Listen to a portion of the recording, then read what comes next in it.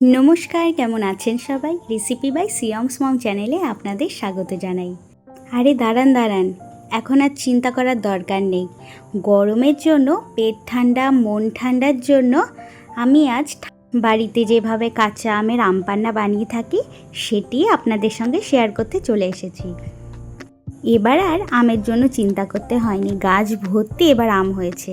যাই হোক, আম পেড়েও নিয়ে এসেছি, পুরো কাঁচা আম।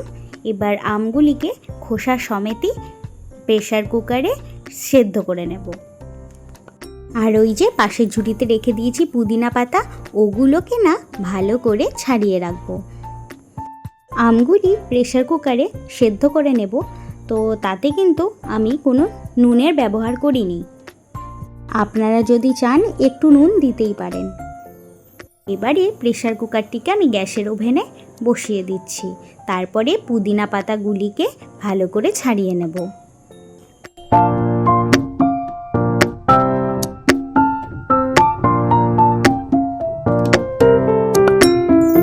তো পুদিনা পাতা আমার ছাড়ানো হয়ে গেছে, আগের থেকেও কিছু ছাড়িয়ে রেখেছিলাম আর আপনাদের সঙ্গেও কিছুটা শেয়ার করলাম। যাই হোক, এবার একটি পাত্রের মধ্যে জল দিয়ে আধ ঘন্টার মতো পুদিনা পাতাগুলিকে ভিজিয়ে রেখে দেব। কারণ পুদিনা পাতার মধ্যে না অনেক সময় মাটি, কাদা এইসব লেগে থাকে, সেই কারণে ভিজিয়ে রাখাটা জরুরি, তাহলে ময়লাগুলি বেরিয়ে চলে যায়। ওইদিকে আমার আমটিও সেদ্ধ হয়ে গেছে। এবার প্রেশার কুকারের ঢাকনি খুলে দেখে নেব, হ্যাঁ, আম আমার সেদ্ধ হয়ে গেছে। এবার নামিয়ে নিচ্ছি।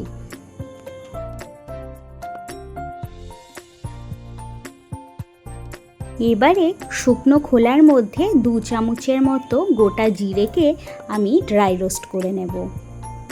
আপনারা এখানে জিরের সাথে যদি মৌরি পছন্দ করেন, মৌরিও একটু ড্রাই রোস্ট করে নিতে পারেন। এবারে আমি পুদিনা পাতাগুলিকে মিক্সার গ্রাইন্ডারের মধ্যে দিয়ে ভালো করে পেস্ট তৈরি করে নেব। তো পুদিনা পাতাকে কিন্তু আমি আলাদাই পেস্ট তৈরি করে রাখবো, আমের সঙ্গে কিন্তু মেশাবো না। যদি এই আম পান্নাটিকে সংরক্ষণ করতে হয় তাহলে পুদিনা পাতা যদি দেওয়া যায় সেটি নষ্ট হয়ে যেতে পারে। সে কারণে যখন খাওয়ার প্রয়োজন হবে আমি আম পান্না জলের মধ্যে গুলিয়ে তাতে এক্সট্রা করে পুদিনা বাটা অ্যাড করে নেব। যাই হোক, পুদিনা আমার পেস্ট একদম রেডি হয়ে গেছে। এবার এটিকে সাইডে রেখে আম পান্নার দিকে চলে যাই। তো এবার আম পান্নার জন্য আমের খোসাগুলিকে ছাড়িয়ে নেব।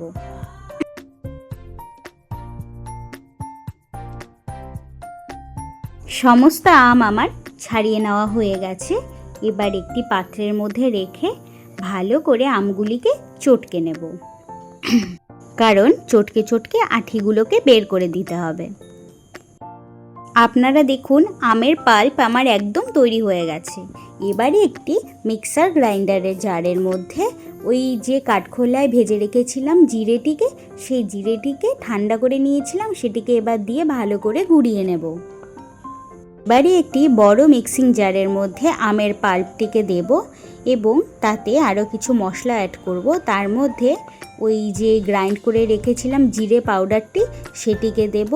দিয়ে দিচ্ছি পরিমাণ মতন গোলমরিচ, পরিমাণ মতন বিট নুন, আর 4টির মতন কাঁচা লঙ্কা, আর 2টো আদা ছোট করে কেটে রাখা, মানে বলতে চাইছি 1 ইঞ্চির মতো আদা। যাই হোক, মিক্সার গ্রাইন্ডারে আমি ঘুরিয়ে নিয়েছি। পাল্প আমার একদম তৈরি হয়ে গেছে, মানে বলতে পারেন যে আম পান্না আমার একদম রেডি। তো আশা করি আপনারা দেখে বুঝতেই পাচ্ছেন কতটা থিক হয়েছে। আমি চামচের সাহায্যে তুলে দেখিয়ে দিচ্ছি, আর 1 গ্লাস শরবত এখন বানিয়েও দেখিয়ে দিচ্ছি। এবারে নিয়ে নিচ্ছি আম পান্নার যেই পিউরিটা বানিয়ে রেখেছি সেটিকে, এবার তার মধ্যে অ্যাড করে দিচ্ছি সামান্য পুদিনার পেস্ট। এবারে জল দিয়ে দেব, মানে ঠান্ডা জল দিয়ে দিচ্ছি।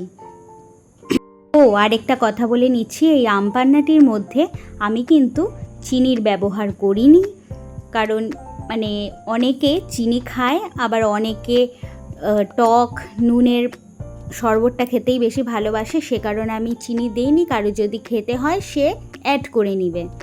যাই হোক, আমার শরবত একদম রেডি। আমি টেস্ট করে বলে দিচ্ছি। আমি না এই গরমের মধ্যে কাজ করছিলাম, তো তাই আর লোভ সামলাতে পারলাম না, নিজেই বানিয়ে নিয়েছি। ও অসম্ভব সুন্দর হয়েছিল খেতে। যাই হোক, এখন টাটা বাই বাই। তো আমি আমার মাকেও একটু টেস্ট করিয়ে দিয়েছিলাম যে টেস্ট করে বলো তোমার কেমন লাগছে। তো খুব সুন্দর।